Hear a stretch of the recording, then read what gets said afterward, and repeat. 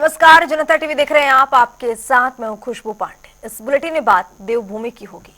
रुद्रप्रयाग में गैर हिंदू रोहिंग्या मुसलमानों और फेरी बालों को गांव में एंट्री बैन को लेकर प्रदेश की सियासत एक बार फिर गर्मा गई है। विपक्ष इस मामले को लेकर सरकार को आड़े हाथों ले रहा है, तो पूर्व मुख्यमंत्री हरीश रावत ने बीजेपी पर तंज भी कस दिया है। उन्होंने कहा है कि कायरी के पास साहस नहीं होता है, इसीलिए जैसे ही ये खबर मीडिया की सुर्खियां बनी, बीजेपी ने वहां से पोस्टर हटवा दिए। और क्या कुछ कहा हरीश रावत ने, सुनिए जरा। भाजपा की कायराना हरकत थी और इसलिए कायर में स्थितियों को झेलने का साहस नहीं होता है। जैसे ही मीडिया के अंदर ये समाचार आए तो भाजपा ने वो बोर्ड हटा लिए।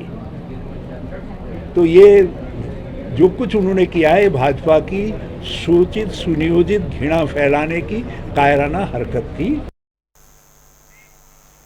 वहीं कांग्रेस की केदारनाथ प्रतिष्ठा रक्षा यात्रा को लेकर बीजेपी और कांग्रेस के बीच आरोप प्रत्यारोप का लगातार दौर जारी है। दोनों ही पार्टियां एक दूसरे को घेरती हुई नजर आ रही हैं। अब कांग्रेस यात्रा करे कुछ भी करे, कांग्रेस हर चीज में राजनीति ढूंढती है। आप जानते हैं कि पिछली बार बाबा केदारनाथ ने उनकी यात्रा को रोक दिया और वो यात्रा फिर प्रारंभ करें, यानी कि वो कोई अवसर नहीं छोड़ना चाहते जिसमें वो राजनीति ना करें। जनता न तो उनके साथ है, न जनता उनके साथ चली है। पहले भी माननीय करण महाराज जी ने बहुत यात्रा का ढिंढोरा पीटा था, फ्लॉप हुई, बीच में छोड़ा। ये यात्रा फ्लॉप हुई, बीच में छोड़ा। अब वो फिर से शुरू करें। मैं तो भगवान से यही प्रार्थना करूँ उनको सद्बुद्धि भी दे और वो जनता के लिए कुछ काम करें, जनता के लिए संघर्ष करें। ये मैं उनसे अपील भी करूंगा। भाजपा क्यों डरी हुई है इस यात्रा से? जिस तरीके से भाजपा के पेट में इस यात्रा से मरोड़े उठे हैं, उससे मुझे लगता है कि भाजपा ये समझती है कि इस यात्रा के माध्यम से उनके कई कुकृत्य जो है, उनके समय में उनके कनाइवेंस से हुए कई ऐसे गलत काम लोगों के सामने आ जाएंगे, जिनमें मंदिर का चांदी हटी कहाँ गई, सोना 223 किलो से 23 किलो पहुंचा और 23 किलो भी अब नहीं है, लगता है 230 ग्राम सोने की खाली फॉगिंग हुई है। तो ये जो जिस तरीके की चीजें सामने आ रही हैं वो चिंताजनक है। भाजपा उससे घबराई हुई है। और भी बहुत सारे जो काम हैं, और सबसे बड़ी बात यह है कि चार धाम यात्रा का प्रथम चरण जिस प्रकार से विफल हुआ है और उससे स्थानीय आजीविका पर जो दुष्प्रभाव पड़ा है, लोग समझते हैं कि कांग्रेस की यात्रा से ये लोगों के जख्म और ताजा हो जाएंगे, तो इसलिए भाजपा घबराई हुई। आय से अधिक संपत्ति मामले में कैबिनेट मंत्री गणेश जोशी पर एक बार फिर पूर्व मुख्यमंत्री हरीश रावत ने हमला बोल दिया है। हरीश रावत ने कहा है कि देवभूमि के नदी नाले कह रहे हैं कि गणेश जोशी अपराधी हैं, लेकिन सवाल ये भी है कि सीएम धाम इस विषय पर चुप क्यों है। गंभीर मामला है। पहले सीबीआई उनके विभाग की जांच कर रही, फिर सिंचाई विभाग में भ्रष्टाचार का मामला देहरादून का उठा है, उनका पीएम सिंचाई वाले में जो है उसमें उठा है। सैन्य धाम के नाम पर खुली लूट यहाँ के समाचार चैनलों ने, दूसरों ने पूरी खुल करके दिखाई है। तो और यहाँ के नदी नाले खाले सारे चीख करके कह रहे हैं कि हमारा अपराधी कौन, गणेश जोशी। और ये नदी खाले ये भी कह रहे हैं कि धामी क्यों है, इस पर मौन। इसी बीच हल्द्वानी से एक बड़ी जानकारी मिल रही है, उसे आपको रूबरू कराएंगे। बड़ी जानकारी, बड़ा अपडेट आपके सामने। महिला से शारीरिक शोषण का मामला सामने आया है। आरोपी मुकेश बोरा को हाईकोर्ट से राहत मिल चुकी है। 17 सितंबर तक गिरफ्तारी पर रोक भी लगा दी गई है। हाईकोर्ट ने जांच में पुलिस को सहयोग करने को भी कहा है। तो इस वक्त की बड़ी और अहम जानकारी से आपको अपडेट करवा रहे हैं। मुकेश पर 376 पॉक्सो एक्ट में मामला दर्ज है। मामले की अगली सुनवाई जो है वो 17 सितंबर को होगी। संजय प्रसाद हमारे सहयोगी हल्द्वानी से जुड़ चुके हैं। संजय, क्या कुछ अपडेट इस पूरे मामले में, क्योंकि 17 सितंबर को अगली सुनवाई होगी। हाई कोर्ट ने जांच में पुलिस को सहयोग करने के लिए कह दिया है। पूरा मामला क्या कुछ है ये? बिल्कुल, लाल कुआं दुग्ध संघ, नैनीताल दुग्ध संघ के अध्यक्ष जो मुकेश बोरा हैं, उनके खिलाफ एक महिला द्वारा पॉस्को की धाराएं लगवाई गई। उनके खिलाफ तहरीर देके मुकदमा दर्ज कराया गया था, जिसके चलते मुकेश बोरा के खिलाफ कोर्ट से NBW भी जारी हो गया था, नॉन अवेलेबल वारंट जारी हो गया था, और साथ ही साथ धारा 82 और 83 के तहत कार्रवाई भी की जा रही थी, जिसके चलते मुकेश बोरा पर काफी दबाव बना था। हालांकि वो पुलिस की पकड़ से अभी बचे हुए थे, लेकिन फिलहाल हाई कोर्ट ने उन्हें 17 तारीख तक के लिए राहत दी है और 17 तारीख को इस मामले की सुनवाई का डेट दी है, और 17 तारीख तक ही उनकी गिरफ्तारी पर रोक भी लगा दी गई है। तो एक बड़ी राहत मुकेश बोरा को यहाँ मिली है, और इस बीच पुलिस को स्पष्ट निर्देश दिया गया है कि मामले की पूरी तरीके से जांच करके अपनी रिपोर्ट प्रस्तुत की जाए। जी संजय, जिस तरह से यहाँ पर हाईकोर्ट का एक आदेश भी आया है कि यहाँ पर जो पुलिस है वो पूरी तरह से सहयोग करे, क्या इससे पहले पुलिस प्रशासन की ओर से कोई सहयोग नहीं मिला था इस पूरे मामले को लेकर के? जी, पुलिस इस मामले में केवल और केवल कोर्ट के निर्देशों का पालन करती जा रही थी। कोर्ट की तरफ से जब NBW जारी हुआ था तो उसके बाद पुलिस ने अपनी टीमें बनाई थी, 5 टीमें बनाई थी, और 5 की 5 टीमें जो हैं वो जगह जगह छापेमारी और धरपकड़ की तैयारी कर रही थी। जी, अब जो है मुकेश बोरा ने भी स्पष्ट एफिडेविट दिया है कि मैं हर जांच में पुलिस को सहयोग करूंगा, तो इसके चलते कोर्ट ने भी राहत दी है मुकेश बोरा को, और 17 तारीख तक की जो मोहलत है वो काफी राहत, बड़ी राहत मुकेश बोरा के लिए मानी गई है। बहुत शुक्रिया संजय प्रसाद तमाम जानकारी साझा करने के लिए। तो आपको बताते चले कि आरोपी मुकेश बोरा को हाईकोर्ट से राहत मिल गई है। 17 सितंबर तक आपको बता दें गिरफ्तारी पर रोक लगा दी गई है। हाईकोर्ट ने इस पूरे मामले में पुलिस को सहयोग करने के लिए कह दिया है। मुकेश पर 376 पॉक्सो एक्ट में ये पूरा मामला दर्ज हुआ है, और इस पूरे मामले की जो सुनवाई है वो 17 सितंबर को होगी।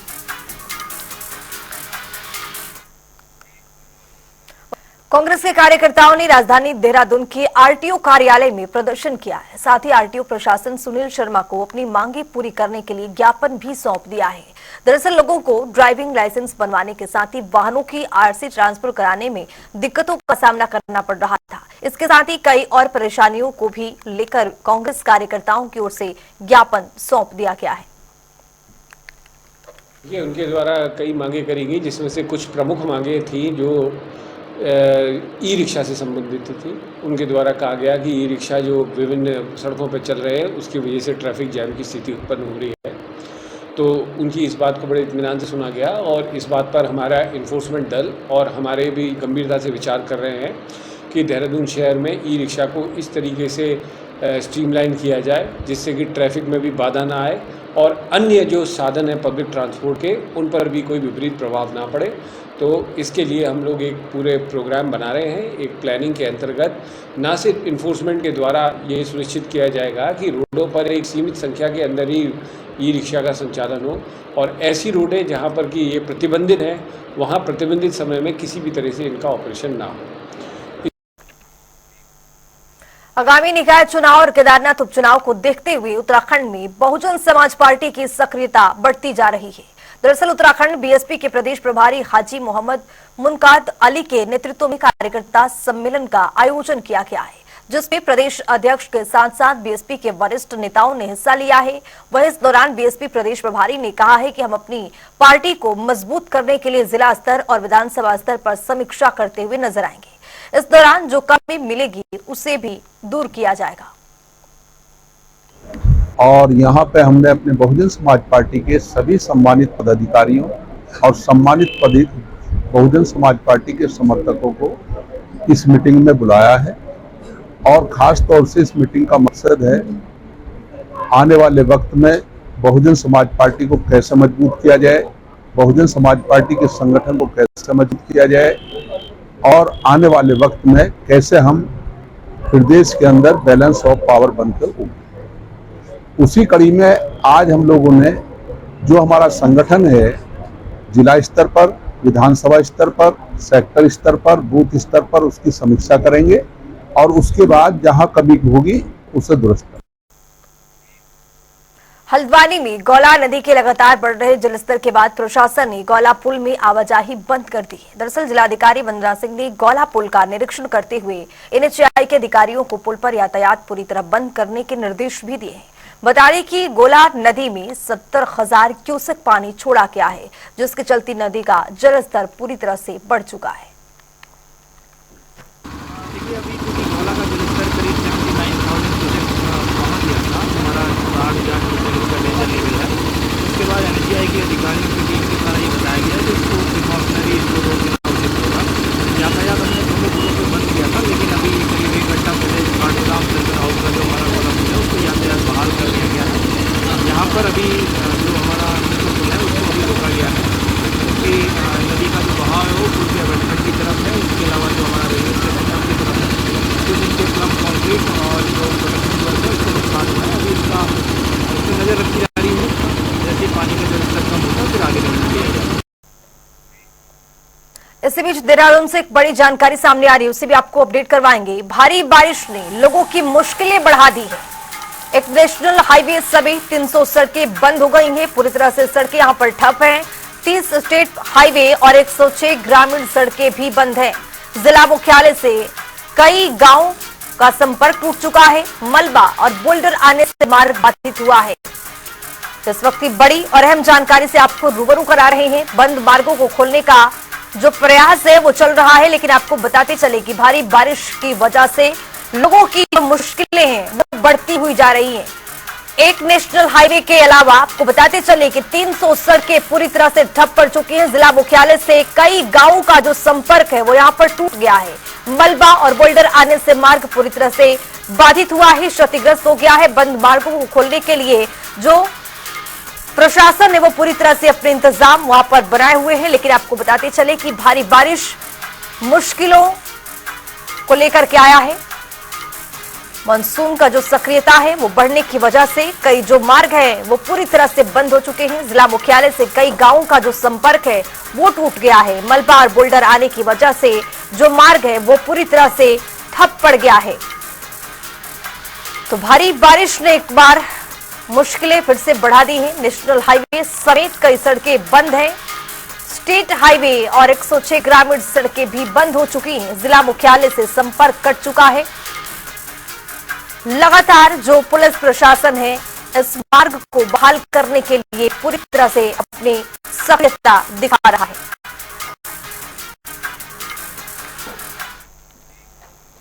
खटीमा भारत नेपाल सीमा स्थित मेलाघाट में बहने वाली जगबूढ़ा नदी बारिश के चलते एक बार फिर उफान पर है, जिससे सीमावर्ती क्षेत्र के ग्रामीणों के घरों में पानी घुस गया है। इसके साथ ही तेज बहाव के कारण भू कटाव भी शुरू हो गया है। वहीं इस पर ग्रामीणों ने बताया है कि अगर बारिश नहीं रुकती है तो दोबारा बाढ़ जैसे हालात बन सकते हैं। कई दिनों से बारिश लगातार हो रही है। कुछ लोग तो ये कहते हैं पहाड़ से पानी बहुत ज्यादा आ रहा है, तो इसके वजह से जो है पानी बढ़ रहा है। यहाँ पे कारण ये हो सकता है साहब कि पहाड़ों पर लगातार बारिश हो रही है, इसके वजह से जो है पानी यहाँ जो है प्लेन क्षेत्र में जो है ज़्यादा मात्रा में आ रहा है और कटान भी हो रही है। कई बार इसका मुद्दा भी हम लोगों ने माननीय मुख्यमंत्री के सामने रखा कि जगबूढ़ा नदी का जो है कोई ठोक और कोई बांध तगड़ा लगाया जाए, ताकि खतरा हमेशा यहाँ बना हुआ है। लेकिन सरकार जो है टाला मटोली करती है, हाँ देखेंगे, हाँ देखेंगे। और ये रात को जो है खतरा बना हुआ है हमारे गांव के लिए, बनमहुलिया के लिए। जो जगबूढ़ा नदी के किनारे गांव बसते हैं उधर SSB कैंप है, ये खतरा बना हुआ है कि पानी आज रात को भी आ सकता है। अब हम लोग जाएं तो जाएं कहाँ। तो बुलेटिन में आगे बढ़ेंगे, एक बड़ी जानकारी मिल रही है, उससे भी आपको रूबरू कराएंगे। बड़ी जानकारी, डेंगू की रोकथाम के लिए स्वास्थ्य विभाग पूरी तरह से तैयार है। डेंगू की रोकथाम के लिए कार्यवाही की जा रही है। आपको बता दें कि अभी तक जिले भर में 7 मरीज पॉजिटिव मिले हैं। उत्तराखंड में 7 मरीज पॉजिटिव हैं। जिला प्रशासन की टीमों ने सर्वे कराया है, तो टीम ने अब तक 20,650 घरों का सर्वे कराया है। डेंगू की रोकथाम के लिए स्वास्थ्य विभाग तैयार है, अलर्ट है। प्रशासन की ओर से भी बार बार अपील की जा रही है कि आप अपने आसपास साफ सफाई रखें। और पानी का जो जमाव है उसको भी निकासी का प्रबंध करें। तो जिला प्रशासन की टीम की ओर से सर्वे कराया गया है। टीम ने अब तक 20,650 घरों का सर्वे कराया है, जिसमें डेंगू की रोकथाम के लिए ये सही उपचार के लिए सर्वे कराया जा रहा है। इसी खबर पर ज्यादा जानकारी के साथ हमारे सहयोगी यशराज आनंद हमारे साथ जुड़ चुके हैं। यशराज, क्या कुछ जानकारी मिल रही है, क्योंकि यहाँ पर स्वास्थ्य विभाग पूरी तरह से अलर्ट है, सर्वे भी कराया जा रहा है डेंगू को लेकर के। क्या अभी भी कोई नया केस मिला है या जो लोग हैं उनको उपचार के लिए, अच्छे स्वास्थ्य के लिए उनको अच्छी जगह पर एडमिट कराया गया है? बिल्कुल, मैं बताना चाह रहा हूँ कि डेंगू को लेकर के पूरे उत्तराखंड में फिर से एक बार व्यवस्था की जा रही है। क्योंकि उत्तराखंड में यदि बात करें, उत्तराखंड की राजधानी देहरादून में, तो देहरादून में डेंगू के मरीज दूर अस्पताल में मिलते दिखाई दे रहे हैं।